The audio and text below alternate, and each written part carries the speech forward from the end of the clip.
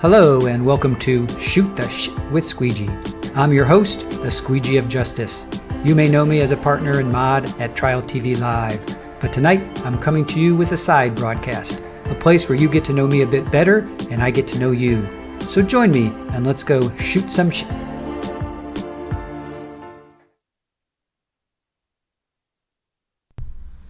Hello and welcome to the side broadcast of Shoot the Shit with Squeegee. I am the Squeegee of Justice. Thank you so much for joining us. We are so excited, and I can't even begin to tell you how humble I am to have our guest on tonight. But first, I just want to make sure that my audio is okay because we're trying a new system. So just give me an audio check-in chat before I go any further.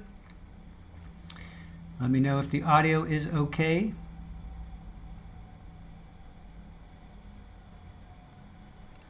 How is my audio? Let's just make sure audio is okay. Sounds good? Okay, audio is good. Fantastic. Okay, thank you guys. So tonight we have Alisa Mathewson joining us. She is a survivor of SA and DV. She went through 55 hours of assault by her husband back in 2017.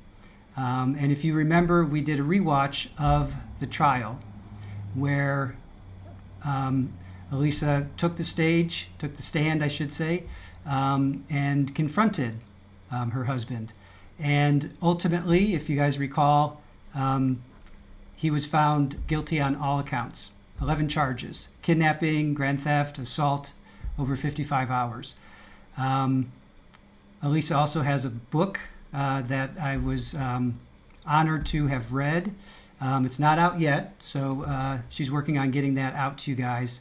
But we'll talk about that with her. It was absolutely inspiring, frightening, the courage that she shows, the absolute horror that she had to go through and endure, and to be able to come out on the other end is just, like I said, just inspiring. So let us do a quick chat check-in, let you guys get settled in before we bring Alisa out. We have Krista Limited Edition with us. Therapist You Know and Julie, thank you so much for joining us. Really appreciate it. Lily Wayne, thank you for joining us. Only fan. Debbie Blair, hello. Pammy, you ready? I am ready too. Gina Gomez, audio is good. Thank you so much for that. Tennis Girl 101, good to see you. And Christine Fortunato, thank you so much. All right. Yes, Debbie Blair, he did represent himself in the trial. I'm not going to mention his name tonight. I'm not going to mention his name. We're just going to say that guy or the husband. So if you want to look it up, feel free to look it up. So, all right. So I am going to switch screens now, and we're going to bring on Alisa. Hello? Can you hear us? Can you hear me? Alisa, you are on with us. Hello, hello. Can you hear me okay? I can hear you okay. Let's see if our chat... Hello? Yes, I can hear you. I can hear you. Do a quick mic check for the chat, Alisa, if you don't mind. Alisa, sure. Yeah. Can everyone hear me okay? Go ahead and introduce yourself, and let's see if the chat can hear you. Oh. So I'm Alisa Mathewson, and I survived a horrific ordeal, and now I speak about it and try to help others to understand domestic abuse, domestic violence, and all the things, the complicated nature of all of those things. It is very complicated. First of all, I want to thank you for joining us. I think what you went through, again, was harrowing, horrific. The fact that you came out on the other side, I can't say enough about that. I am so sorry that you had to go through that. I know a lot of people do go through that and they don't make it out. on the other end. Your book kind of spoke to that. I think towards the end you were talking about the surviving sisters, and you now go on. So what are you doing now with that experience? Are you going and you're speaking to other survivors? You're like, talk a little bit about that. Sure. So I was doing speaking engagements to raise funds for domestic violence shelters, domestic violence organizations. And now that I finished my personal book about my journey and my story, I am actually working with several churches to build curriculum for domestic violence survivors within the community, and the best place to have those support groups is within our churches. A lot of times churches misunderstand domestic violence, so I'm working with churches and different organizations to provide as many resources and help and just the tools to heal after this kind of trauma. Mm-hmm. Yeah, your faith is very strong. I got that as I was reading through your book. Talk to us a little bit about that. Not to get into a lot of detail, if you will, but just how has your faith shaped who you are and helped you through those 55 hours of just pure hell, if you will? Yeah, I was able to stay calm surprisingly through it, and it was just every time I started to feel like I was going to die, I was losing it, something would happen that would save my life, and it was just happened over and over again during those 55 hours. And then in the aftermath, which I never realized after a situation like that, how difficult logistics and healing and raising kids and financial and all of those things after the aftermath of a kidnapping or domestic violence situation or SA situation, how much you have to go through. And it's just an ongoing process of healing. Also dealing with the court systems, that's a whole nother traumatic thing in it. So my faith is really what pulled me through, my support system. I'm very strong in the network of my church community, and they came beside me and helped me through those times. My family, my brother flew down and sat with me during the trial, and my parents being there, and of course Jeff, my new husband, being there for me. But my faith is what really helped to start the momentum of me healing and getting out of that victim mindset. Yeah, there were a lot of moments where you were like, please God, send me an angel. Please help me, give me a sign, get me through this. Was there anything in particular that you now can look back on and say there was an actual sign and or an angel that helped get you out of that situation? Yeah, some of the things was I had this peace, even when I lost consciousness, like when I knew I was taking what I thought was my last breath. There was just this unbelievable peace that I had. And then when I was missing, I just felt these prayers, and I felt this peace surrounding me, and it really kept me calm. And I think that staying calm and just really helped me get through it, and not to, kind of fight with Trevor or just really kept me level-headed through it. Yeah, I agree. And the guy at Walmart, right? Wasn't there the guy at Walmart? There's your angel, right? Right, at Walgreens. Or Walgreens, sorry. Right. Yeah, Walgreens. It was just all of those things aligned, and that the fact that he saw me screaming in the parking lot, how many people would have just been like, oh, that was weird? So many people nowadays just see something like that and don't do anything about it. And what time of day or night was that you were taken to? It was about 9:30 at night. Okay, so it wasn't, because I was trying to, as I was reading, I was trying to remember or trying to think or imagine what time of day or night it was. I know it wasn't during the day, but I wasn't sure if it was like 2 or 3 at night. So it was at 9 o'clock. Okay. Yeah, just absolutely amazing that there weren't more people, to be quite honest, that you weren't right there and then rescued, if you will, that there weren't like 3 or 4 people that were like, what the heck is going on, and just stopped it right there, that it continued on for another, however, God knows how many more hours for you, but probably felt like days. Right. Yeah. So well, the main reason why I wanted you to come on tonight was just to tell your story again, because you did a recap with Florida PI Sam, who was the private investigator, unfortunately for that guy, for your husband, and she worked directly with him. And if you guys remember, I know Alisa, you remember that, but Chad, if you remember, we did we were re-airing, or we were rewatching the show, rewatching the trial a couple months ago. And Alisa, found us and came into the chat. So we were really honored about that. And then we did a recap, and both Florida PI Sam and Alisa came on. And it was just amazing that this was happening, I think, we did a rewatch, I think, right after Sarah Boone, I believe. And then Ashley Benefield as well. Right. So I wanted you to come on and talk about high profile cases, because yours was high profile for SA and DV. And then compare and contrast Amber Heard, Sarah Boone, and Ashley Benefield. And the fact that, to me, you were believed by a jury of all men, right? Not a single female. Oh, sorry. Sorry. It's okay. That's okay. I lost you for a second. That's okay.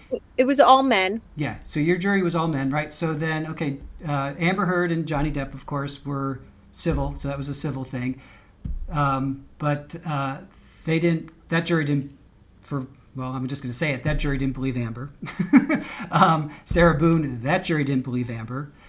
I'm sorry. That jury didn't believe Sarah Boone. And then Ashley Benefield. That jury didn't believe Ashley. So I want to hear from you, while we watch these video clips. Just tell us, just tell me what you're feeling when you watch them. I just really want your perspective, because I can sit here, and look at it and give my opinion, but I really wanted your opinion, because A, you went through it, and then B, you went through the jury process, the trial process as well, and you saw justice. So are there any questions? Let's just see if chat has any. Do you guys have any questions for Alisa? So I know you can't see these, but I'm going to just pull them up for you. Mandy Strong says, we believe Alisa. Now, Thank you, Mandy. Yeah. And again, Mandy, sadly, many do ignore because they are afraid that law enforcement would get angry if they showed up and nothing was going on. Now, you can definitely talk to that, because the month before, so this was March of 2017, so the month before, you had, we lost you. Okay. Can you hear me? Yes. Okay, so you can talk directly to this with law enforcement. So your ordeal was March of 2017, so the month before, you had law enforcement come out. He had a machete to your neck. Was that time? Right? Mm-hmm. And you Yes. called law enforcement, and they came out, and they basically said, you're making it up, right? Your words, go ahead. Yeah. What happened? Yes. So before the kidnapping happened, for about 6 months, I called the police multiple times. I filed for full custody of the children with the courts. I filed for multiple protective orders, and multiple times I was not believed. And they basically said, when it comes to domestic abuse, it's his word against hers, without proof, without evidence, without marks on you. There's nothing that they can do. Mm-hmm. And that's one of the things that I'm really, fighting for change, is the curriculum that I'm working on that teaches communities about domestic abuse. Is that it's what is domestic abuse?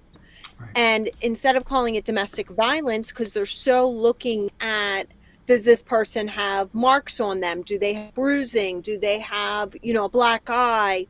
well, if they don't have any of those things, then it can't be domestic abuse. No, that's Right. wrong. Right. Domestic abuse is all of these things. It's being terrorized by another person. Right. Yeah. Why does it have to be physical? Why can't it be mental, psychological, spiritual, even? Why does it? So I agree that law enforcement always wants to see a physical manifestation. And unfortunately, if they don't see that, like to your point, they wait until that happens. And generally, sadly, it's too late, you know? Yes. Okay, I'm going to pull this up. Capri Law says, were there red flags beforehand that he would hurt you? And in your book, you talk specifically, you call them pink flags. And you describe that so eloquently. As I was reading that, I'm like, because I've been in situations where it's been more mental abuse, if you will. And it's like, and I look back, I'm like, why did I stay with that person for that long? And, well, I'll let you. Do you want to tackle that one? What were the red flags, Alisa? Right. So it's so easy to play Monday morning quarterback with yourself and look back and say, I should have left then. That was a red flag. That's when, why didn't I see all these things? And the reason you don't see those when you're living in it is because you're being controlled by a manipulator. So you have this struggle, this power and control struggle, and you can't see it because you're blinded by surviving life and day-to-day life. And they have you so manipulated, and one of my therapists called it basically mind effing you, because it's true. Yeah. They have you just so, the gaslighting and the things that make you feel like I'm losing my mind because I'm perceiving this one way, and they try to twist your perception. Yeah. And it's subtle too. It's not like, So some of it looking back, sorry. yeah, some of them looking back is, the way I, was treated I was never did anything good enough. Everything was, you're not living up to my standards.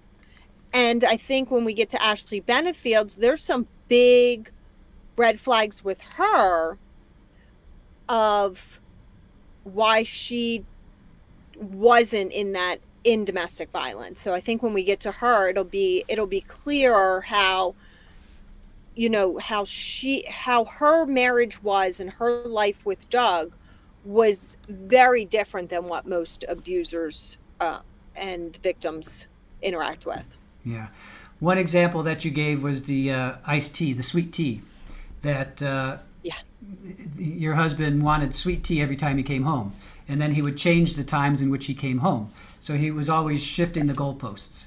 So how do you then say, oh, that's a red flag? It's not necessarily clearly marked. It's these subtle shifting of, you set these parameters, and then those parameters shift. So you're always on like shifting ground, and you're at home dealing, like you said, with 3, 4, 5 toddlers, and you're supposed to be, dressed to the nines, makeup, everything. How can you do that? And then you get yelled at for not, taking care of the house and being the dutiful wife. It's impossible. Right. Yeah. So. Yes. And that was one of the things, was he was stalking me during that period before the kidnapping. And every time I called the police about it, they'd be like, he was just trying to bring you a Starbucks. Why are you being so ridiculous that he's trying to do nice things for you? He's not stalking you. And I'm like, he is stalking me. Yeah. Yeah. Yeah. All right. Mandy has another question about what was the most traumatic thing in the whole process? Was it your ex-husband, or was it the legal process? Ooh. What do you think about that? I will tell you, it was the legal process. That's a great question. The legal process was, people would not expect that, but it was traumatizing. The things that I had to do, the harm that it did to me, to my children, through the legal process, in the before the kidnapping, the direct aftermath. I mean, I was in court probably 3 times a week, and in one court case, they forced me to sit right next to him, Oh, jeez. Trevor. And so, yeah, the proximity that I had to him during the actual criminal trial was nothing compared to some of these other court cases I had to go to. Yeah, yeah, I can imagine. All right, we'll get to a couple more questions and we'll jump into the videos. Ken Rosenberg says, thanks to Miss Mathewson for hanging out. I only have nerd questions. What, if anything, do you think victims need that is being overlooked in victims' rights legislation?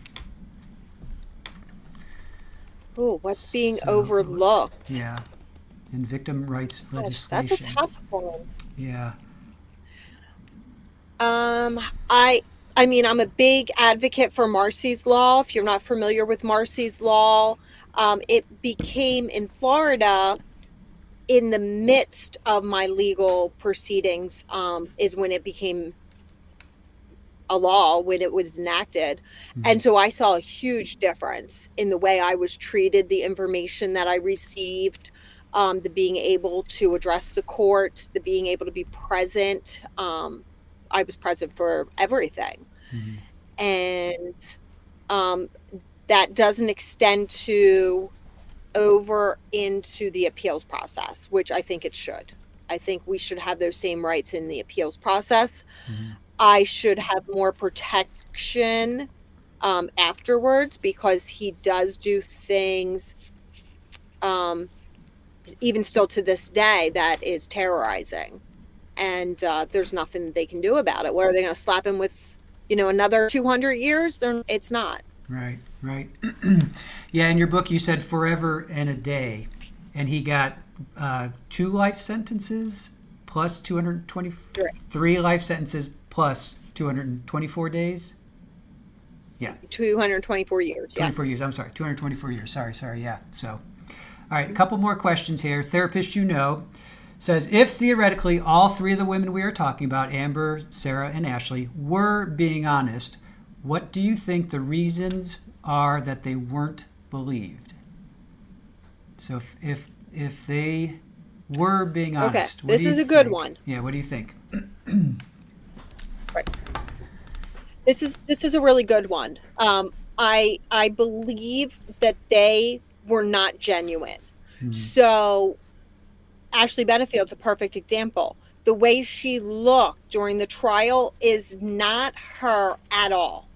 She did not wear her clothes. She did not wear her makeup. She did not have her hair the way she would normally. All of those things where she was trying to portray herself not in an authentic way. And I think all 3 of them did that. I think because they had a lot more on the line than I did. Okay. I think, you're looking at Sarah Boone, you're looking at Ashley Benefield, and they're looking at going to prison. I looked at, I'm going home. And if he is found, if I'm not believed and he is believed, well, then I just have to go into hiding and just protect myself. And even with him locked up, I still am pretty much, constantly on the move, because he does, tries to get to me all the time. So yeah. I think that is them being not authentically who, they try to portray themselves in a certain way. Yeah, we see that all the time with defendants. They'll come in and they'll, if it's a female, they dress them up like school marms. If they're female, they dress them up like school marms. If they're male, they dress them up.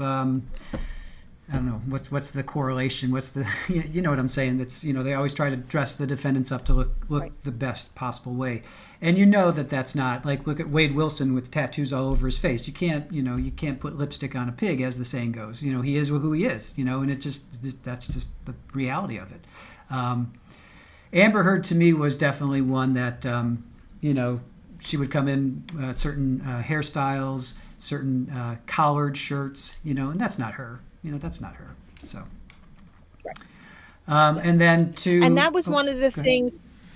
Go ahead. Sorry. No. The prosecutor had actually told me that she didn't think that a jury would like me. Wow. Wow. Interesting. Because I don't come across as a victim.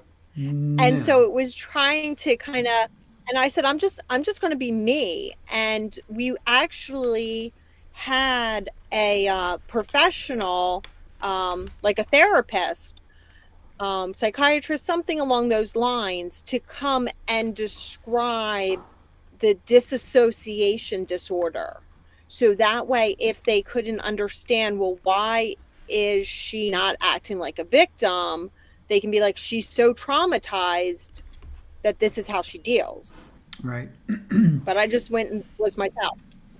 And we'll get to your testimony in a few minutes because I love the fact, A, you didn't look at your ex-husband at all. I thought that was just spectacular. And I remember watching this, and the first time I watched that, I'm like, oh my God, she's not looking at him. I love it.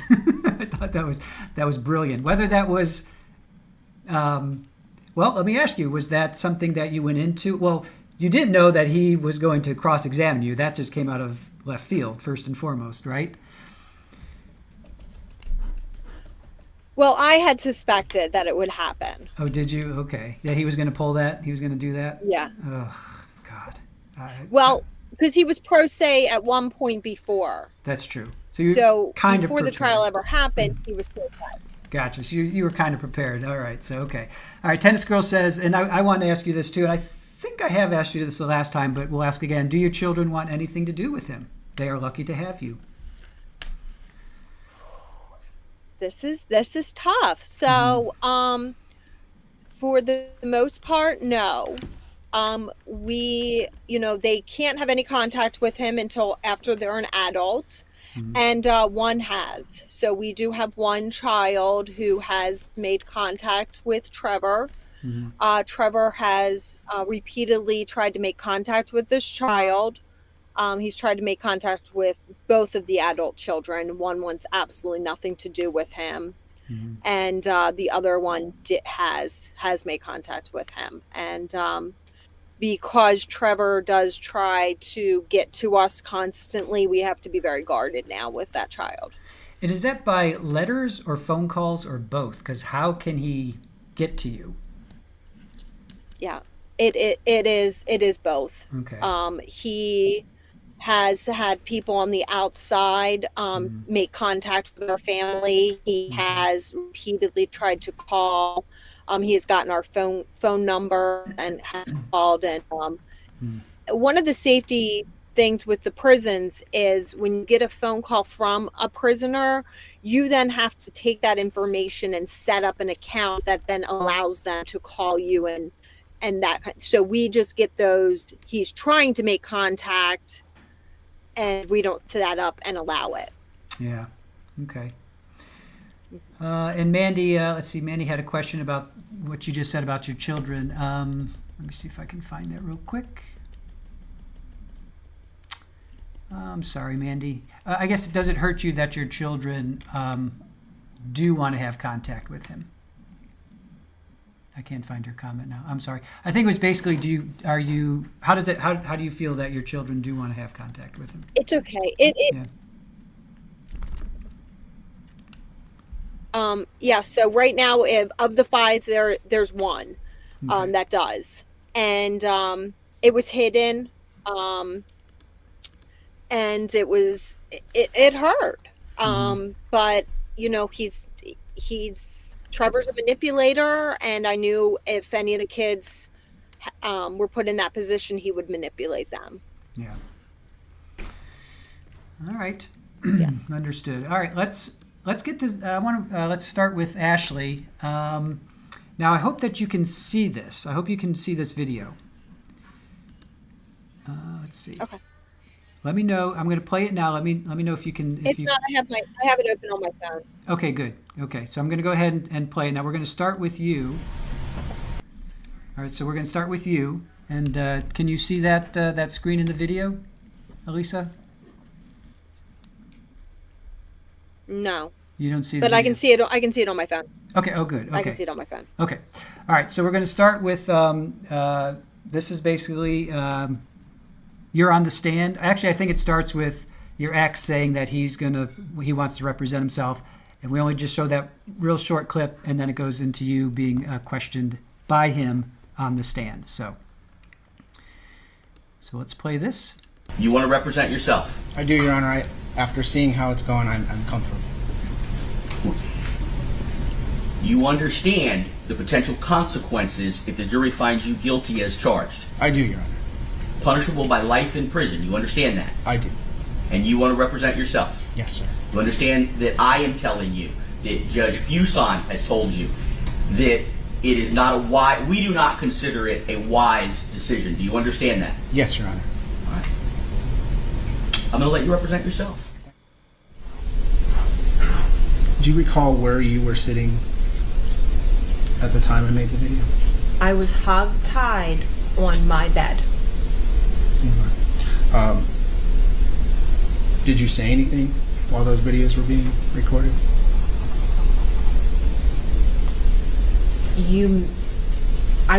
My mouth was not duct taped. I did not have a sock in my mouth. I don't know if I said something. Okay. Would it surprise you if you heard your voice when those recordings were made? No, it would not surprise me. Okay. After those videos were made, is it true that we had sex?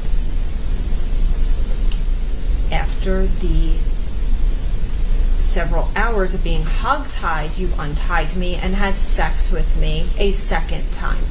So you're saying the first time we had sex was before the videos were made? Yes. So it would not be your testimony that I made the videos before we had sex? I just answered. No. Okay. So at no point did you offer sex for me to make the video? No. Okay.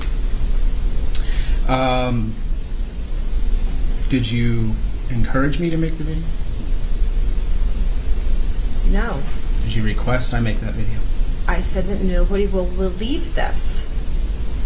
So you said that no one will believe this, but then did you ask me to make the videos? No. No. No. You don't believe, do you believe that the videos would be helpful to you? Yes, they would be helpful to me. Do you believe they're helpful to me? No. Okay. Well, if you say we had sex before the videos, then let's talk about sex. You simply call it sex in your statements, correct? Yes. Okay. Did I threaten you to have sex? You broke into my home in the middle of the night when I was sleeping, attacked me and tied me up. I take that as, yes, you threatened me to have sex with you. Yes. I'm asking you specifically, before we had sex, did I threaten you or force you to have sex with me? My answer is yes, you forced me to have sex with you. Did I hold you down? No.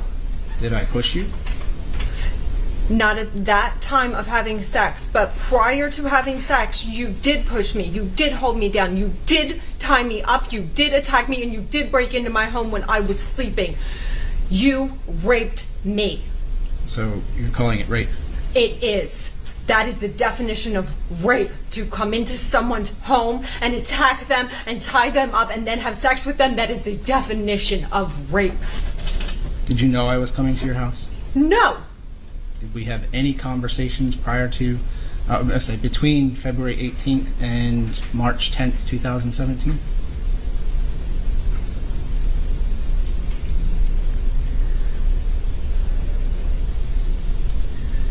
You had sent me text messages after February 18th about the vandalism of my home that happened when I was at work on February 21st. And you had offered to come to my home and clean it up in a text message. I told you to never come to my home. And then when the courts opened the following day, I filed the protective order that made you not be allowed to contact me, not be allowed to come to my home, or it would be against the law and you would be charged. After you filed for the injunction,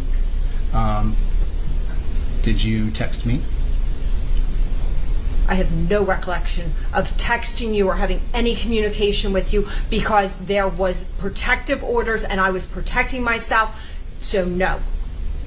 Did you ask me to bring the kids over after you filed your injunction? No. My attorneys were dealing with those issues.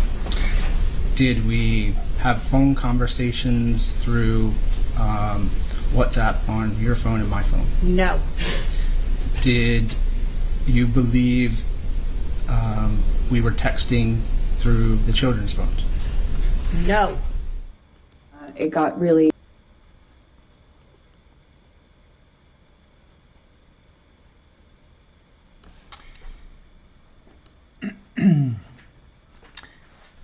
All right. So, first question is: were you able to maintain a clear head during his questioning? And then B, how difficult was it to try and not be emotional with your answers? Yeah, it was very difficult to not be emotional, and I feel like even watching it now, a lot of that emotion is like boiling up inside of me. Yeah. But yeah, it was hard to keep it together, to keep that composure. Yeah.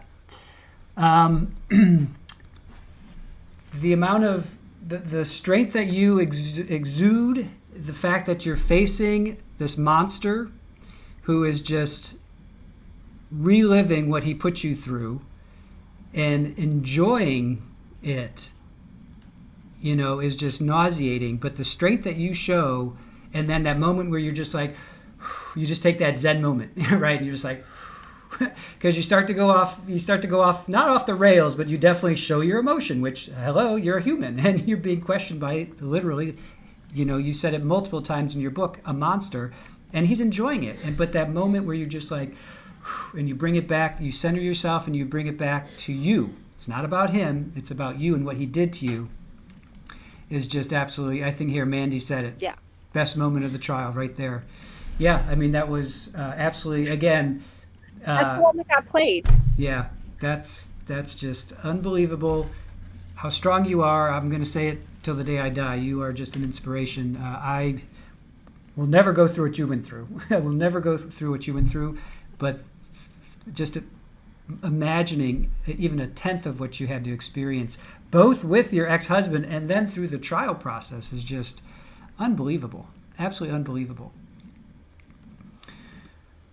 Yes. Yeah, you graped me, I cheered out loud, Mandy Strong says. So Nan R says, Alisa, you are so very strong, and that was powerful. I picked that particular clip because I think I didn't want to re-traumatize you. That wasn't my point. And I didn't, I did it because you stood your ground. You stood up to him. You threw it right back in his face. And I thought that to me was one of the defining moments of the trial. Thank you. And that was one of the things too, like the gaslighting, he's trying to get me to back down and to change kind of my story. Like if I go and file a protective order and you just held me at knife point and then you break into my house after holding me at knife point and vandalize my house and I go and get a protective order, why do you think that I invited you? Like that makes no sense. And him trying to get me to kind of change and be like, yeah, I might have contacted you. No. The delusions. I mean, the delusions he was living under, he's living totally in just another alternate universe. I just don't understand. He shows up with a bunch of scarves tied around his waist and he thinks that you guys are going to have, creative. I mean, come on, man. What reality are you living in? Capri Law says that she went through a similar situation, and your power and your voice is incredibly healing. Do you feel that? Do you feel like you're helping people by talking about it at this point? I do. I've had, and Capri, I'm so sorry for what you went through. My survivor sister, I understand, and that's kind of where a lot of these survivor sisters come to me and say, you're healing the way you've handled going through all this traumatic things. I wish I could get that level of healing. And my answer to them is you can. It's a lot of work, and let me kind of help you on this journey. And that's kind of where I'm trying to put all these resources together, build this curriculum, do that. Fantastic. Mandy has a has an interesting question, because as a male, this is where I would land. How was your husband feeling during his questioning of you? Did he want to knock Trevor out? I would probably say yes, but as a male, that's what I would feel if that was my wife up there. But Yeah. what did Jeff feel? Yeah. So Jeff had a hard time with the trial. Yeah. It was, sorry, there's some rattling or something. Okay. Yeah, so Jeff had a really hard time during the trial. He actually Was he there in the courtroom every day, or did he have to step out? He was not allowed to be in the courtroom. Oh. So during that time, he wasn't allowed to be in there. Oh, okay. Yes. I know I saw your brother. Trevor had put. Sorry. Yes. Yeah, I saw somebody sitting next to you before I knew the whole story. I'm like, boy, he looks so much like Alisa. And then ultimately I found out that was your brother. And so anyway, I'm sorry. Go ahead. That's okay. So yes, my brother flew down from Pennsylvania to Florida to be there because everybody else in the family was under subpoena. Mm-hmm. So they couldn't be in the room. And Trevor did that purposely by putting them under subpoena so they couldn't be there. And so that's where Jeff was. Mm-hmm. Jeff was in a room outside of the courtroom. There's no windows, there's no TV, there's no access to anything because he's subpoenaed. He can't see what's going on. Mm-hmm. So, and my dad was in that room and the children were in that room. And so it was, he was there when I walked out of the courtroom, for breaks, and he was there when we knew Trevor was going to be representing himself. Mm-hmm. So when he fired Marchese, before I had to get back on the stand, Jeff was there standing right for me when I walked out of that courtroom. That's great. And of course, then it's like everybody knows, okay, he's going to represent himself. Right. Jeff is therapist. Jeff is Alisa's husband. Your brother, you don't have to mention his name. Is Kyle. Kyle. Okay. Kyle. So Jeff is Alisa's husband. I think somebody asked how long you and Trevor had been married for. 16 years. 16 years. Okay. Let's see. And Mandy asked, did Jeff, who is your husband, testify? Was the subpoena just to keep him out of the courtroom, which you just answered? Right. There was no purpose for him to be under subpoena. He wasn't a witness to anything. Right. Right. Yeah, that was before. Let's see. Just trying to see if there's any specific questions for you. Debbie Blair says, wow, your ex-husband did that on purpose to remove your support from the courtroom. What a piece of crap. Couldn't agree with you more, Debbie Blair. You have to, you lived it for 16 years, and chat, you have to understand the level of manipulation. It was just layer after layer after layer. And that just shows you one more layer of his psychosis, maybe. He's just unbelievable that he just would go to those levels to just take everything away from you. And was it just about control? Was that really what it was about? He just wanted to control you? Yeah. Yes. That's just what it boiled down to. Yep. Debbie asks, was Trevor always like this, always abusive during your marriage? And I would say yes, but you spoke. But I didn't see it. Yeah. It was a slow process. I mean, that's another thing with Ashley Benefield. It's, an abuser, it normally takes time to get to that level of control and abuse. It doesn't take 13 days for somebody to manipulate you into marrying them. Right. So, it was something that when I was a teenager, when I first started dating Trevor, and, very influential, and he just, took that to the advantage of just continuing to control me. Continue it, yeah. Is he older or younger than you? 2 years older. 2 years older, okay. I think that plays into it, right? What do you think? Age? Yeah. Yeah, it does play into it. All right, let's move on to. Let's see. I was going to say something about. It'll come back to me. All right, let's move on to the next clip. You want to represent yourself? No, I not do, Your quite. Honor. After seeing Every time I stop the video, it goes to the beginning, so I gotta come over here, do a little manipulation. All right, so next we're gonna watch Amber Heard. And she's gonna talk about her situation that she found herself in with Johnny. I believe this was in Australia, where she accuses him of assaulting her. So let's watch this, and we'll talk about it on the other side. children's phones.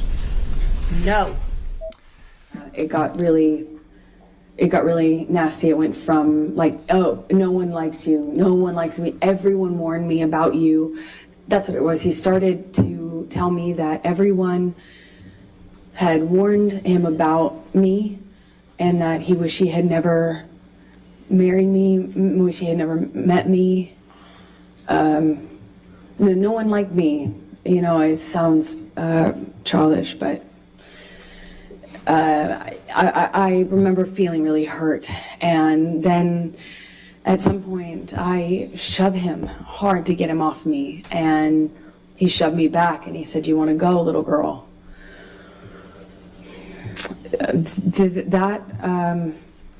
I couldn't, as I sit here today, tell you if that happened before he choked me up against the wall, but at some point, I am in a struggle with him where I'm holding his shirt lapel, and he kind of just flings me, for lack of a better way to describe it, throws me across the room. I land on a games table. It's like a ping pong table. And I don't know if I was holding on to him or if he pursued me separate, but he gets on top of me on the games table and is just whacking me in the face, like repetitive. We struggle on the games table. I don't know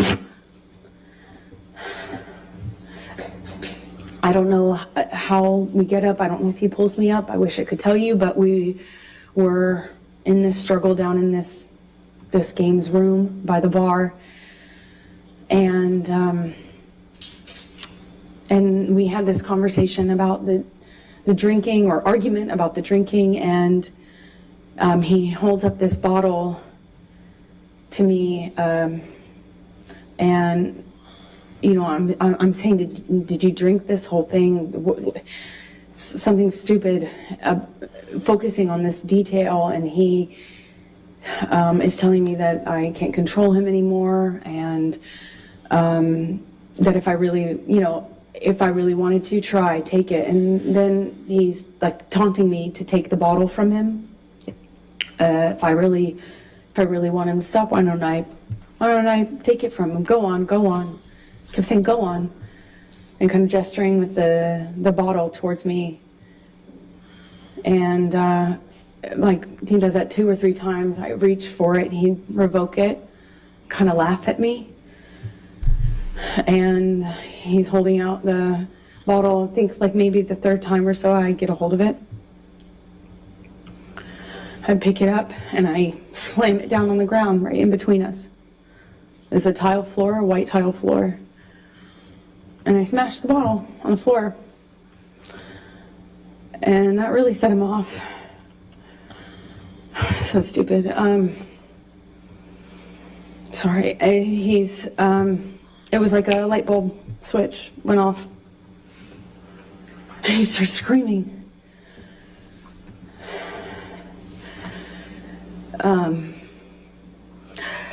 I don't know if he backhanded me or hit me normally. I don't really recall, but I remember it sent me down to the ground. I remember by the time I picked myself off the floor, I stand up.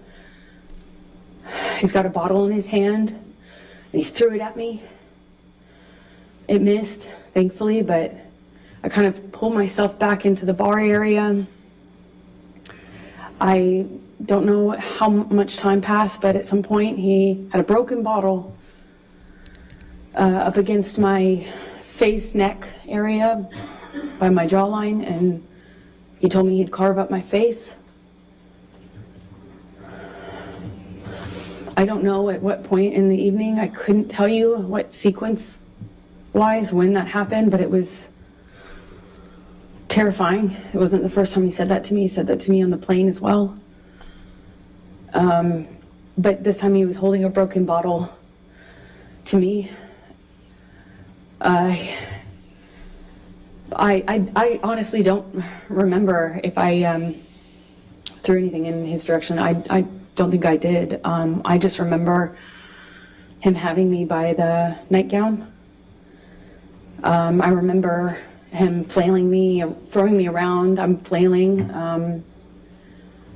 This is after there were some bottles broken on the floor. I think this is actually after, again, forgive me, I wish I could remember the sequence, but it's flashes. He's throwing these bottles at me. I remember retreating. There were also cans, like soda cans, beer or soda cans, and they're coming at me one after the other, and I keep pulling myself into the bar area. There's a bar behind me in like a, I don't know, like an L shape. He's standing in the only way you can exit, so I'm kind of trapped in front of this sink, surrounded by bar on three sides with him in front of me-ish, kind of front off to the left, and he's throwing these bottles one after the other, and I can feel glass breaking behind me. I remember feeling one of them go by my head really fast. I mean, a real velocity. I remember being terrified. I remember I couldn't move. I couldn't go anywhere. I eventually, he ran out of things to throw. I think that's how I moved myself towards the exit. And I believe that's most likely when we got kind of in this struggle by the bar area, because I remember my feet slipping on the tile as he was slamming me from the wall to the countertops. At one point he has me up against the wall and he's punching the wall. He had my nightgown and it kind of ripped it off my chest. I remember at one point he's teasing me, taunting me that he has my breast in his hand. My nightgown came completely off. It was ripped off of me. So I was naked and I'm slipping around on this tile and trying to get my footing. And I remember slipping on this tile. Glass was underneath me, and I remember just trying to get my footing. I felt really destabilized and felt really vulnerable. I'm naked, and he's flinging me around, and at some point, I'm up against the wall, and he's screaming at me that he fucking hates me, that I ruined his life. I remember I ruined his life over and over. And he starts punching the wall next to my head, holding me by the neck. I get free from him. I kind of step back from him, and it's like his energy shifted to the phone. There was a wall-mounted phone on the wall next to where my head was, and he went from punching the wall to like realizing there was a phone there, and he picked up the phone and he's screaming. He's like, at the top of his lungs, screaming, I fucking hate you, I fucking hate you, you ruined my fucking life. And screaming at the top of his lungs, he picks up the phone and starts bashing the phone against the wall where I was just being held. And I remember kind of having some distance on what was happening and watching him do this. And it was like his energy had shifted, and I was that phone all of a sudden. And he was just over and over again smashing this phone into the wall, over and over again, screaming at me. And I was watching the phone every single time he pulled his hand back. It was just breaking into pieces. I remember thinking this phone is disappearing. He was smashing it to smithereens, just going into the wall. And at some point, he's on top of me, no phone, but screaming the same thing. I fucking hate you. You ruined my fucking life. I'm on the countertop. It had me by the neck. And he felt like he was on top of me, and I'm looking at him in his eyes, and I don't see him anymore. I don't see him anymore. It wasn't him. It was black. I've never been so scared in my life. It was black. I couldn't see him. And he was looking at me, and I was trying to get through to him. I was trying to say to him in some way that it was me. I was trying to get through to Johnny. And I couldn't see him. I couldn't see him at all. And my head was bashing against the back of the bar, and I couldn't breathe. And I remember trying to get up, and I was slipping on the glass. My feet were slipping, my arms were slipping on the countertop. And I remember just trying to get up so I could breathe, so I could tell him that he was really hurting me. I didn't think he knew what he was doing. I don't know how.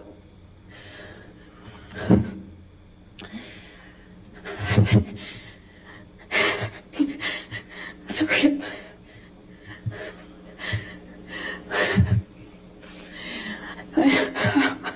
I'm sorry. I couldn't breathe. Please. I don't know. Please, I don't want to do this. I don't want to do this.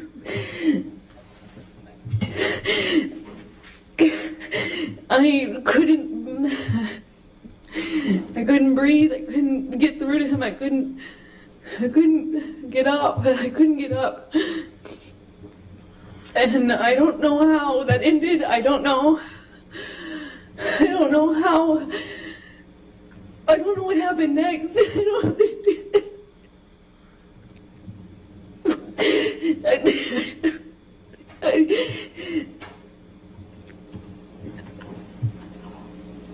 Oh God! The next thing I remember, I was bent over backwards on the bar, meaning my chest was up. I was staring at the blue lights, and my chest was on this. My back was on the countertops, and I thought he was punching me. I thought he was. I'm sorry.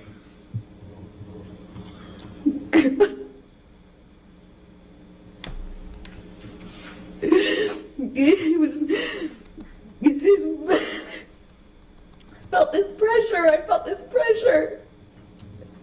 He held my pubic bone, and he thought he was punching me. I just saw his arm. I could feel his arm moving, and it looked like he was punching me. But I could just feel this pressure. It was like it kept hitting me. It didn't feel pain. It was just a pressure on my pubic bone, and I don't know.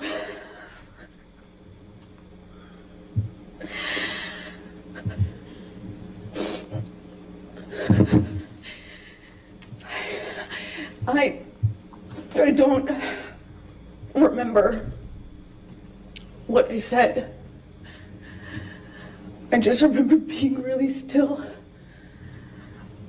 not wanting to move. I remember looking around the room. I remember looking at all the broken bottles, broken glass. And I remember just not wanting to move because I didn't know if it was broken. I didn't know if the bottle that he had inside me was broken. I couldn't feel it. I couldn't feel it. I didn't feel pain. I didn't feel pain. I didn't feel anything. I didn't want it. I looked around and I saw so much broken glass that I didn't know if he would know. If he would know, I didn't know if he would know if it was broken or not. And I just remember thinking, please God, please, I hope it's not broken. I don't know how that ended. I don't know how I got off the countertop. I just remember it being in the bathroom. I remember retching. I remember the sound my voice was making. I remember I lost control of my bladder. I remember just retching. I remember there was some blood on the floor.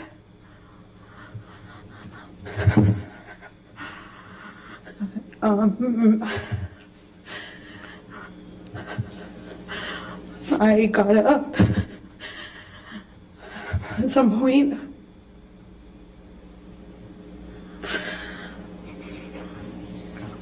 I don't know how that night ended. I don't remember what happened. I don't remember. I have a memory of him begging me not to leave. I remember going outside the front door. I remember him coming out to the front area, but I don't remember if that was before or after this. I don't remember. I just have that memory. I remember taking a bunch of sleeping pills. Not a bunch, like 2, which is a lot for me. I remember falling asleep, or I don't remember falling asleep, but I know I fell asleep because I woke up the next day. I assume it was late morning.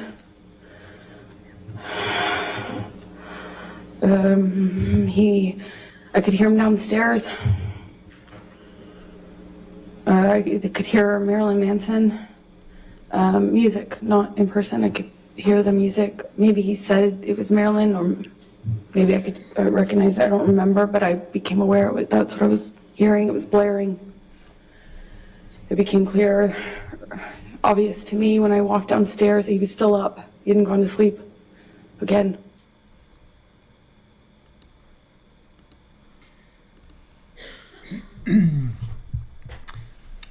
All right. I wanted to show that clip because that shows this huge range of emotion, right? Where Amber starts off here, crescendos, and then comes back down again as she tells that story. So I want to pull this comment up by Capri Law. It just hit me. Alisa got mad. God gives us the emotion of anger to use for good, too. Amber and Ballerina posed as scared and sad, both real emotions. But when you get to this point, you're mad. So based off of that, and my first question is, Alisa, did you watch that trial? Did you see any clips? Are you familiar with that trial at all? I did. I did watch bits and pieces of the happening. Mm-hmm. At first, I really sympathized with Amber Heard And some of the things that she said, like, I got. And like, one of the things that she said was when she broke the bottle, when she slammed the bottle down on the ground and reacted in that way, it's equivalent to Doug Benefield shooting the gun. And when you're under such stress and control and abuse, those are actual ways that people react, and others think that they're crazy for reacting that way. So there were some things that happened during her trial that I was like, oh. But there are other things that I was just like, the overall fake crying. And when you're doing a narrative style testimony, the keep saying, I don't know.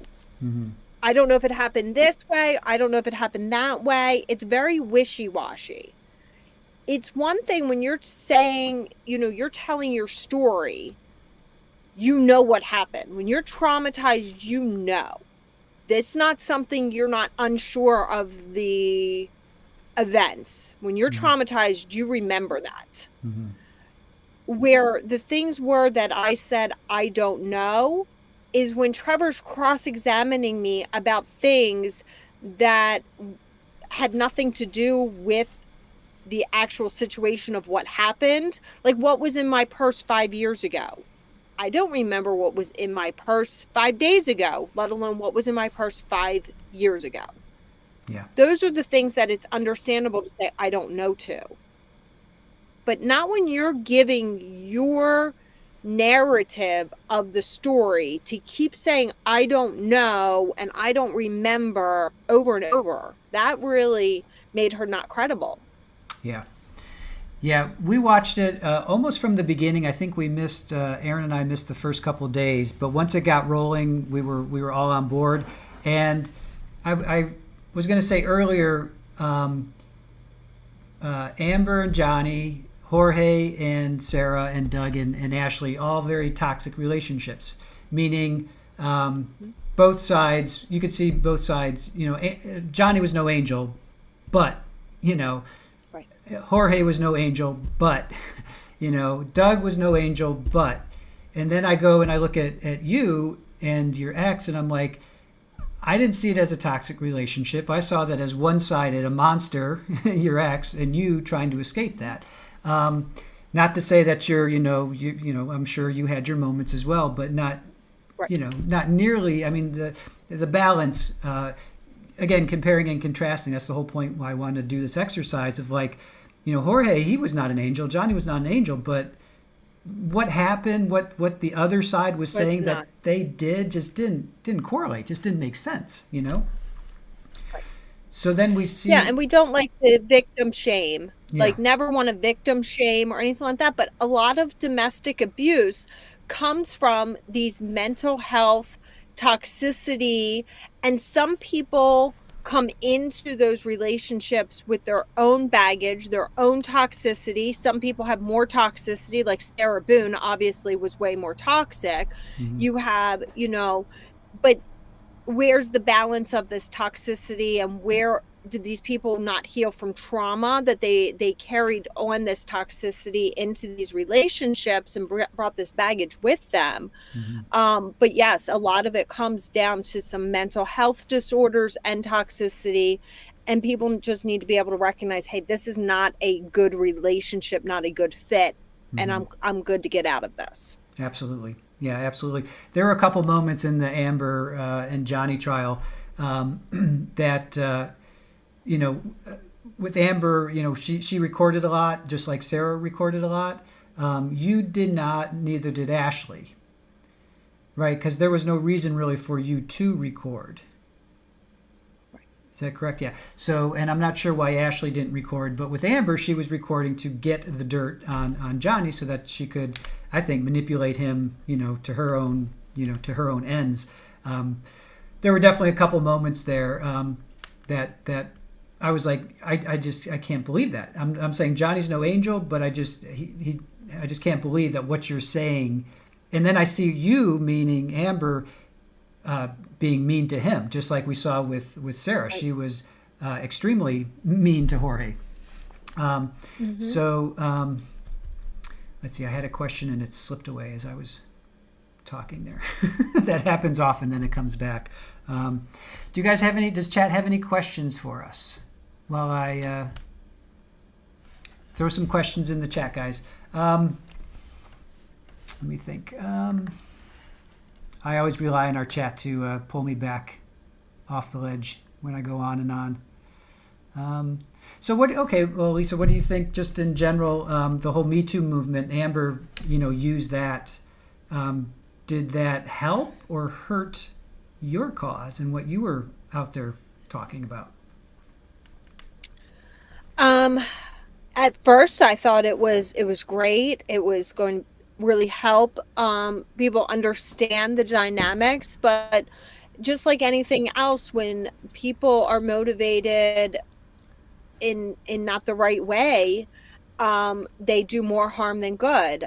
So the Me Too movement was similar to kind of like the Black Lives movement. It in theory it should have been great and should have worked great, but when people are using that to get financial gains and not put the money where it needs to go and really not helping victims, I don't see how Me Too really ended up in any way helping victims. It didn't. Yeah, good point. All right, we have a question from Ken Rosenberg. Did you find the rights to be notified of and sit in every stage of the proceedings and hire your own lawyer? I don't know if that's the way in Florida. Helpful in your processing and healing? It was very helpful in my processing. In Florida, a victim does not get their own attorney. I do know in some other states there were attorneys, like especially like California, there's always like an attorney with the victim, helping the victim. In Florida, victims can't sue the state. So even though I wasn't believed and went through all the horrific things, I couldn't, the state has immunity. I couldn't sue. But then again, I wouldn't be able to speak as freely as I can now if I had sued the state. So I'd rather speak about what happened to me. But I was given victim advocates. I had 2 victim advocates that were there with me through, going to testimony, the court hearings. But when Marcy's Law came about, I had several contacts with Marcy's Law. They were very instrumental in making sure that I was getting notified, that I was being able to be heard, that I was able to be at every hearing and even at jury selection. They really orchestrated me being able to be in the room during jury selection. That's great. So this is perfect for this next question by therapist. Did you get a chance to talk to any jurors? I did. The alternate jurors stayed after. They were put into one of those separate rooms outside of the courtroom. And I wasn't allowed to approach them, and nobody, associated with me was allowed because, you don't want the jurors to feel that they're obligated in any way to me. So Marchese is the one that actually went over to the jurors and said, hey, the victim's sitting out there, and if you want to go talk to her, she's open for you to go talk to her. You can go sit with her, ask her any questions. Like, Alisa's an open book. So Nice. He's the one that saw the jurors and told them that they could come talk to me, and they did. Now, at one point in your book, I believe it's towards the end of the trial, where you're leaving with your brother, and you walk to the elevator, the bank of elevators, and the jurors are there. Do you want to tell our chat what happened after that? Oh yeah, this was one of my favorite parts, one of my all-time favorite parts of so we were, because we tried to cram everything in for that week. We didn't want to roll into the next week. So we were running from 8 a.m. to 8 p.m. and it was long days. It was long for me, it was long for the jurors, it was long for everybody. So the jurors are dismissed and they go back to the jury room, and we stay in the courtroom to kind of hear some more odds and ends housekeeping things. And I come out with my brother out of the courtroom and walk over to where the elevators are. And I'm standing there waiting for the elevators, and the bailiffs come out the other direction with, at this point, it's 8 men, 8 jurors. They all walk out into the kind of vestibule area waiting where the elevators are, and we're up on the 3rd floor. And they walked right past me and opened the stairs doors and took the stairs. And I turned and looked at the victim advocates, and I was like, they just did that so I could go in the elevator. And she was like, yes. And the bailiff was like, well, I guess they're all taking the steps. And I just started crying. I was like, they did that for me. Pretty moving. So that I didn't, because I couldn't get in an elevator with them. Right. Yeah, pretty moving. Moving moment and experience, I'm sure. All right, real quick, Debbie asked what your ex's sentence was. 3 life sentences plus 3 plus 224 years. plus 2. So, Debbie, there's a theme throughout Alisa's book. It's I hope he gets forever and a day.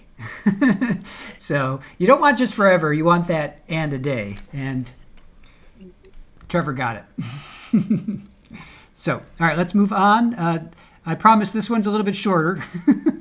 This clip is a little bit shorter. This is, everybody will recognize in a second. I don't know specifically. I mean, it was enough to where his hand was coming out.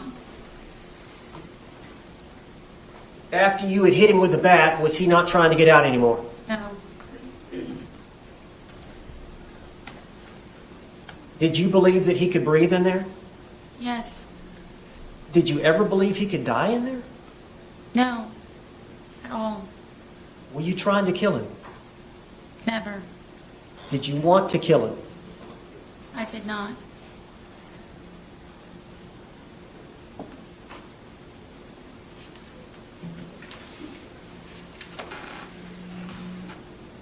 Did you walk upstairs? I did, yes. Why didn't you let him out before you walked upstairs? Were you afraid? Terrified is more of the word. As long as he was in the suitcase, he couldn't harm you. Correct.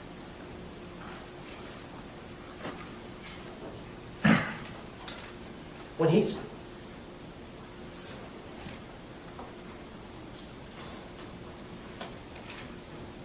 Did you want him to calm down? Yes, I wanted him to stop being angry because I know what it is for him to be angry. You went upstairs. Where were the dogs? The dogs ran upstairs with me. And where did they go? On the bed.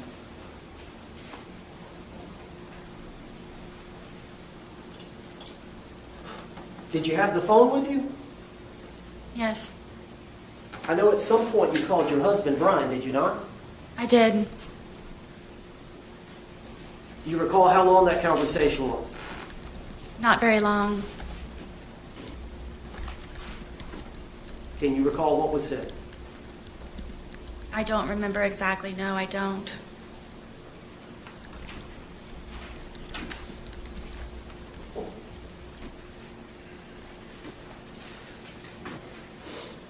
One moment.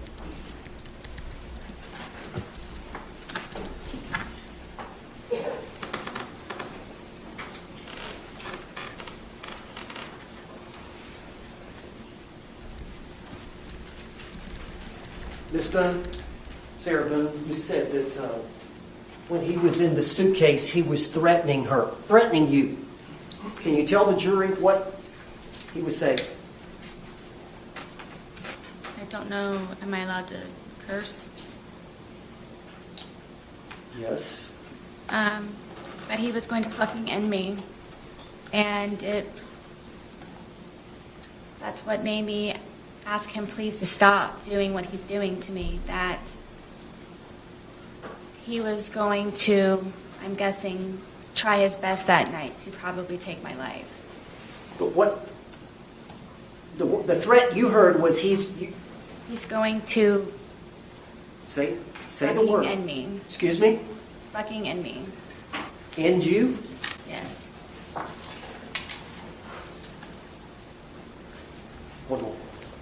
Yes, sir.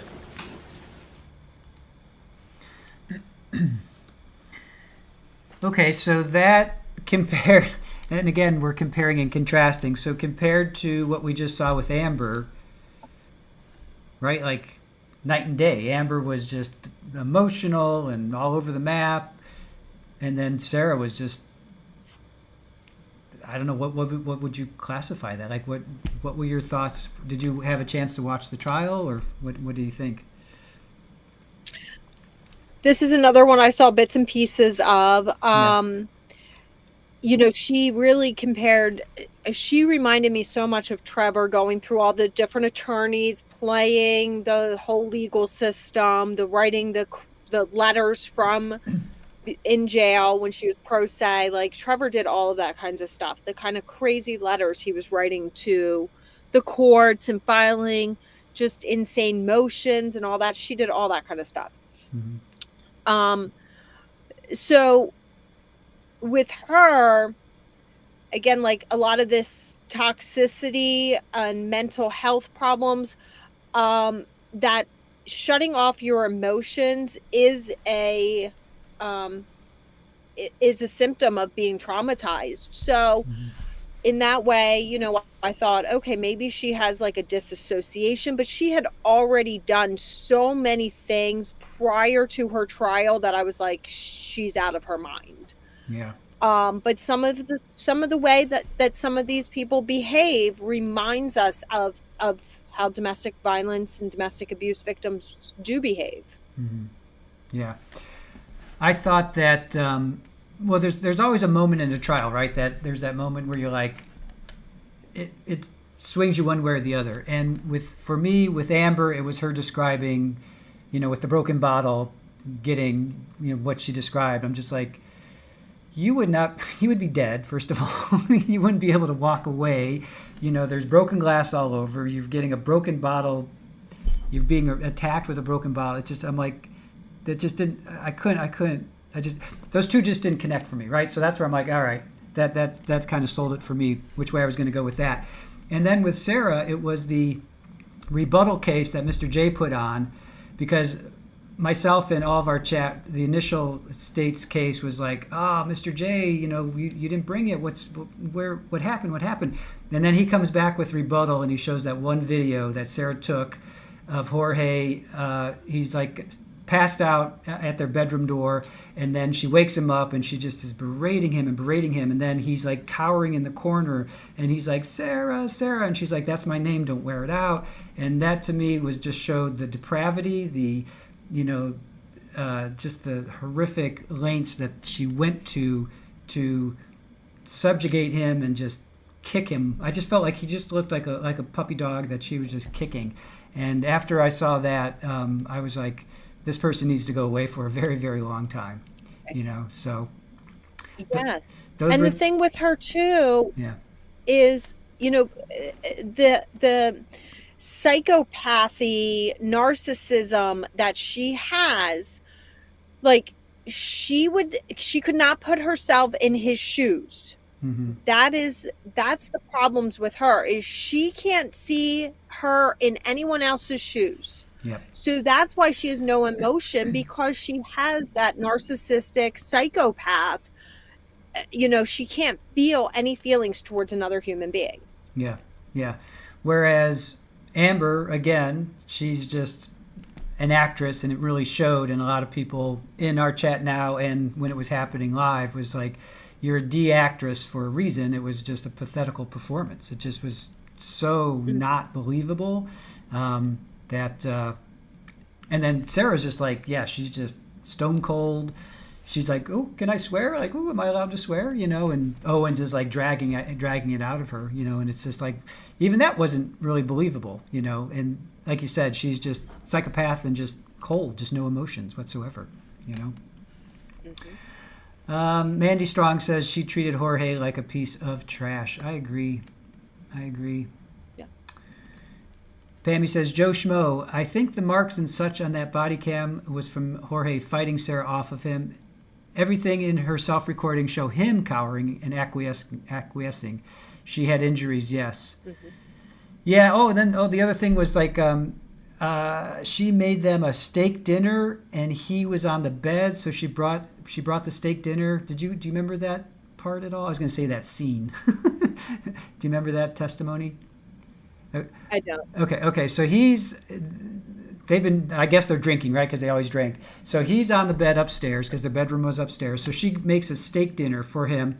She takes it up to him, and he gets upset at her for some reason. And he ends up he wants to have sex with her on the bed on the steak. And I'm like, those are one of those moments. And I think a lot of our chat was like, if somebody brought me a steak, I'm not going to ruin it by having sex on top of it. I'm going to eat that thing, you know. So it was like one of those moments where it's just like, is that really believable? You know, I don't know. But anyway, that was one of those. We're more likely, with the way Sarah Boone is, it's more likely she brought it upstairs and made him eat it on the floor, like threw it on the floor for him to eat it. You know, that's the way she is. Exactly. Yeah. Good point. Mandy Strong says, I would love you to show how gorgeous Ashley Benefield was in all of her pretrial hearings, dressed to the nines, and compare to her intentionally homely trial look. Yeah. All right. Exactly. Yeah, that's a good idea for our next video. We will do that. And Lee K says, an abused woman does not get up in a man's face. Well, can you talk about that? What do you think? Did you get up in your ex's face? Yeah, no. You're in this survival mode. Like every little thing that you do is like the term codependency. Domestic violence organizations don't like that I use codependency, but it's a survival tactic that we take on. It's a toxic trait. We do it for survival, but we have to learn about what is codependency and why did I fall into this. Mm-hmm. So an example is like you're just trying to keep the peace, you're trying to people please, you're trying to keep in that person's good graces. The last thing you want to do is upset that person. The last thing you want to do is get in their face. You're trying to fix everything by making the iced tea the right way, by having the house spotless, by doing all of these things. That's never going to be good enough in that person's mind, but you're still trying because you're in this survival. Yeah. Well, to your point and to your book, you mentioned it often where you weren't sure what your ex was going to do. So if you agitated him, he may take it to that next step. So like you said, you're in survival mode. And you have 5 kids. You're just trying to get out for your kids. I mean, that's what it's all about. So you don't want to, even though he may have a machete to your throat, even though he might be putting a pillow over your face, even though he might be choking you, you're trying just to survive, and you're trying to say, basically, yes, I'll do whatever you want, as sad as that is to say, but that's because you just don't want to provoke it even further,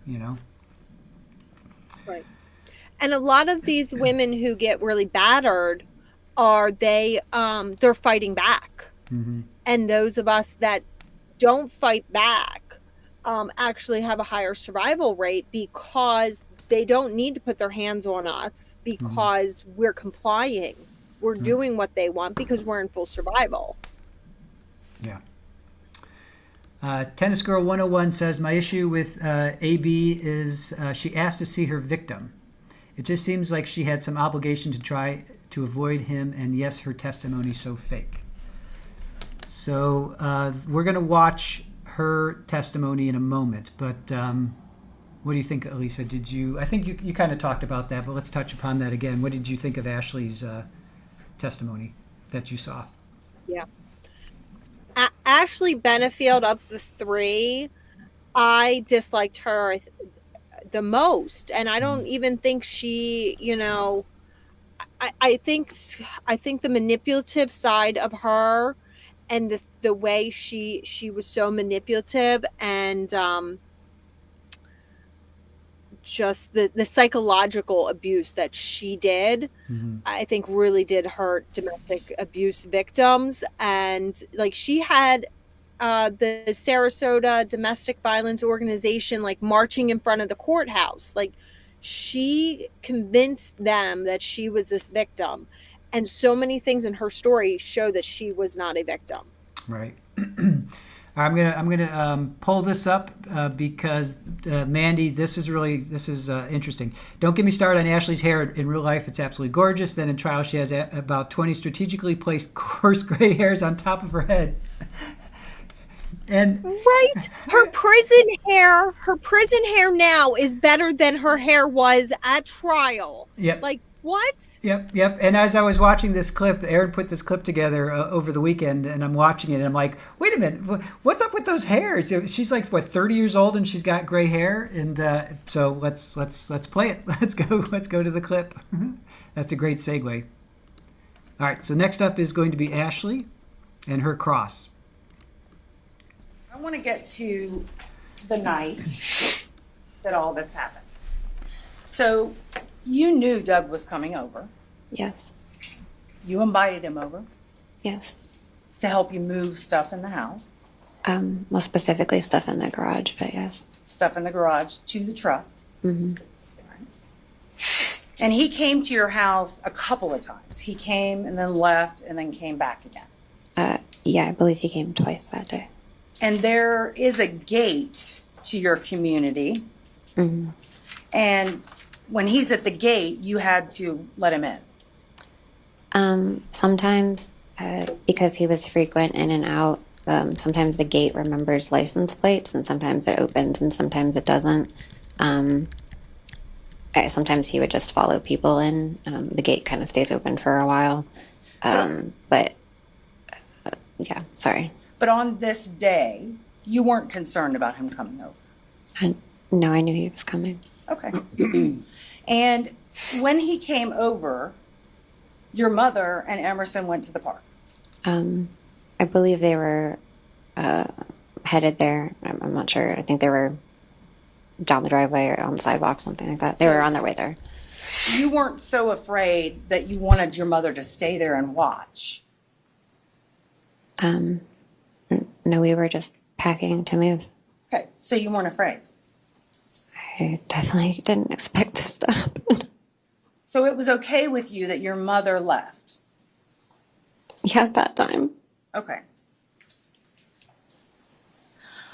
So if I heard you right during your direct, you said he bumped your shoulder twice. Body check, I don't know if that's what you called it. He walked into you with a box, right? Yes. And then at the end, you say he slapped you? He hit me. I wouldn't know how to classify it. He struck me, he hit me. Was his hand open or closed? I don't remember. Okay. And because of those things, you claim that you thought he was going to kill you. He had never hit me before. Okay. And you thought he was going to kill you. He wouldn't let me leave. I tried to leave. He stopped me. The question is, you thought he was going to kill you. Yeah. Okay.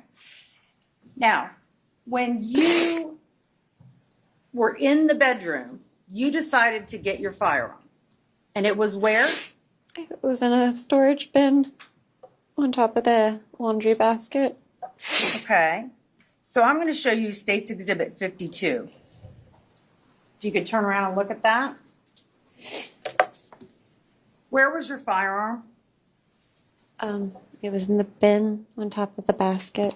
Here? That's the basket. The laundry Where was the basket. bin? It's that right on top. Okay. So it was in here. Yes, ma'am. Why would you have a firearm in there? I had just emptied all the furniture and everything out of my room, and it was kind of like what was left from my drawers, and so it got put into a bin. Okay. And that was not your only firearm in that room, correct? Correct. You had a firearm in the closet. My carry gun was in my backpack, which was my purse at the time. So in this room, with a mattress and a broom and a hamper, you had 2 firearms. Yes. So you go into the room and you grab your firearm. Is it in a holster? I don't remember. Okay. And you claim that Doug does what? He came and slammed the door open. He was standing in the doorway. He said, "You're fucking done." He said, "You're fucking done." And that made you fear for your life. Yeah. Can we turn the lights up, please? Thank you. So he says you're fucking done, and you point the gun and you shoot. I held it out in front of me first so he could see it. And I said, "Stop." Judge, if I could have her step down so she can demonstrate. You may. If you could just come down.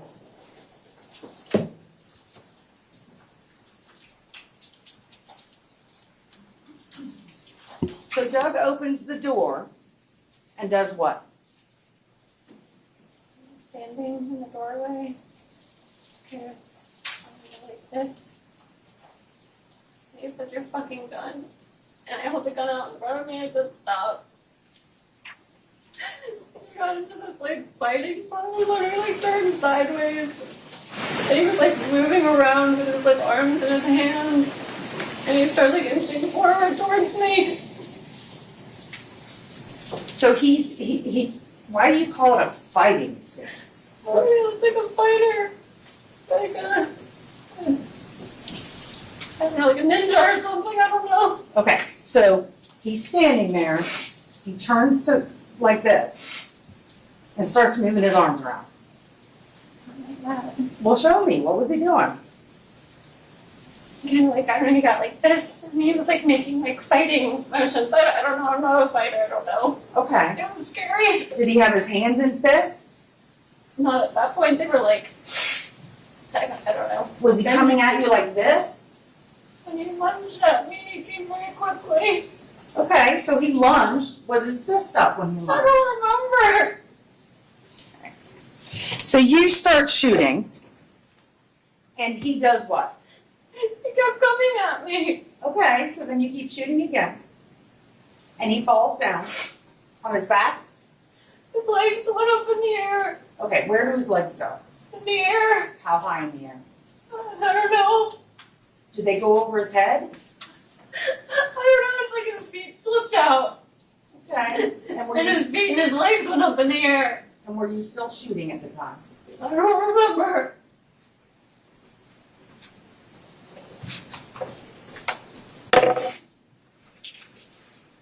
You can have a seat.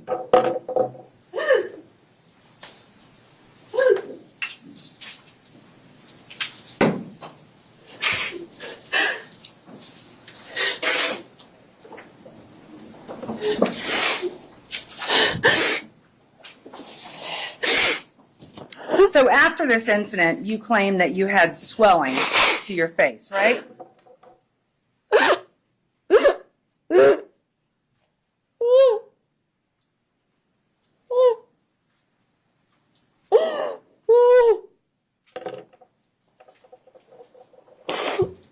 It's going to take a minute. All right, members of the jury, can you please close up your notes, put them on your chairs. I'm going to ask you to step out for a minute. You can use the facilities. It's not quite our mid-afternoon break, but we'll treat it as such. Please don't discuss the case amongst yourselves. Don't discuss it with anybody outside the jury. Don't do any research like we've talked about.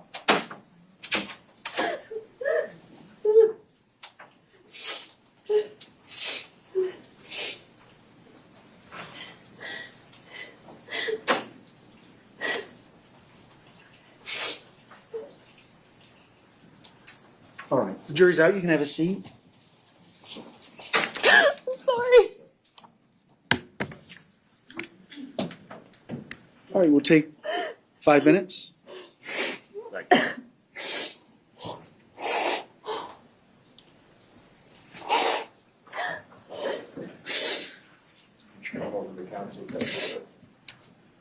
Yes. You want to represent yourself?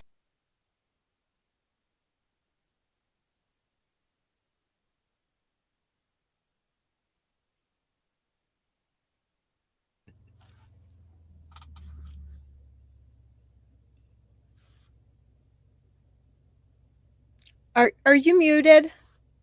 Sorry. I can't hear you. Sorry. I was. Yes. Thank you. Thank you. I guess I was typing and people were hearing my typing. So what are your thoughts on, we kind of talked about it a little bit of Ashley, but coming out of that, what do you think? What are your thoughts? There's a lot about her. A couple of things that the age difference between them was one big kind of red flag in this.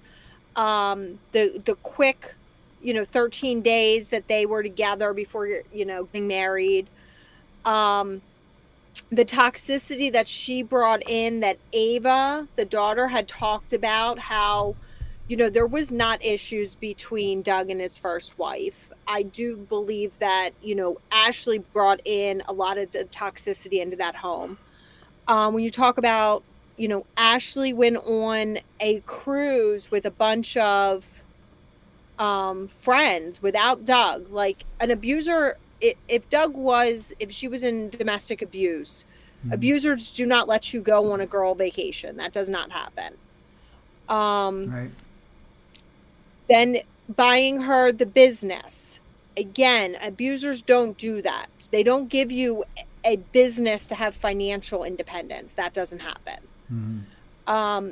Then her getting pregnant and taking off and only being with him for a month during her pregnancy, but yet claiming that he poisoned her throughout her whole pregnancy. Like, she went to the hospital multiple times saying he was poisoning her and the baby. Mm-hmm. Yep. Like, you're not with him. How is he poisoning you? Then, they're going through this custody hearing. Well, he has every right to be involved in his child. Okay, if you don't want to be involved with him, Ashley, then, he still has a right to be involved in the child's life. Mm-hmm. He didn't get to see the child until the child was 6 months old, the baby. Mm-hmm. That shows that how manipulative and how controlling she is. Right. And then they go through this custody hearing and they order her to have a mental health evaluation, which did not go well for her. And that's when she decides then to say, Doug, let's move to Maryland together. Help me pack. Help me. We're gonna fix everything, because she's losing. That's how manipulative she was. Now, yes, did Doug have some anger and shot the gun in the house and those kinds of things? Yes. But again, when you bring in somebody that's an abuser and they're controlling you, and then their toxicity can cause you to snap. And I think, yes, he probably had a bunch of toxicity himself, but she brought that out of him. Yeah. I think out of those 3 cases that we watched, or 3 samples that we watched, I think that Doug probably was the one that I liked the least out of the, like, Jorge, I felt so sorry for him. I really felt sorry for him. Johnny just was being Johnny, and I think he wouldn't hurt a fly, but I think Doug, he was abusive to the animals. I didn't like that. He shot the gun. That is what it is. But when somebody, I think he kicked the dog, or he did some things to a cat and a dog. That's where I'm like, And I always go back to, but did he deserve to die? It's the same thing, with Travis Alexander and Jody. Travis was a dog. But did he deserve to have his life ended? No, I don't think so. So out of those 3, I think Doug was probably the least. I don't know.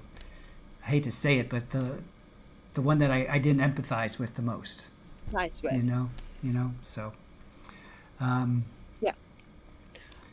But of the 3, I think I least liked Ashley. I thought that she was extremely manipulative, extremely toxic. I feel really bad for both of the daughters now, Ava, the older daughter, and now the daughter that Ashley and Doug had together. And my thing is, who's raising her now? Right. Is it Ashley's mother? think so. because I think maybe some of Ashley's toxicity probably came from her mother, and the whole sending the grandmom and the daughter out to the park. I think she had the whole thing planned. I think Ashley had planned to kill Doug because that week is when her psych eval was going to be given to the courts. Right. Yeah. I'm just kind of looking at some, let's see. So Mandy says, Doug never laid a hand on Ashley. The dog jumped on him and it hurt. It was a knee-jerk reaction to pain. Yeah. But did he punch? Sorry, hold on. Joe Schmo said he But punched this the again dog is out. what Ashley says. Like Yeah. when Ashley says he punched a dog and those kinds of things. But yeah, like you can't deny the gunshot going off. You can't Right. deny that. And Ava even testified to that. But Ava testified that, the toxicity that Ashley came, that there was not issues in the home before Ashley came into the home. So I thought there was text messages from the two of them, and he's admitted something with the dog or the cat.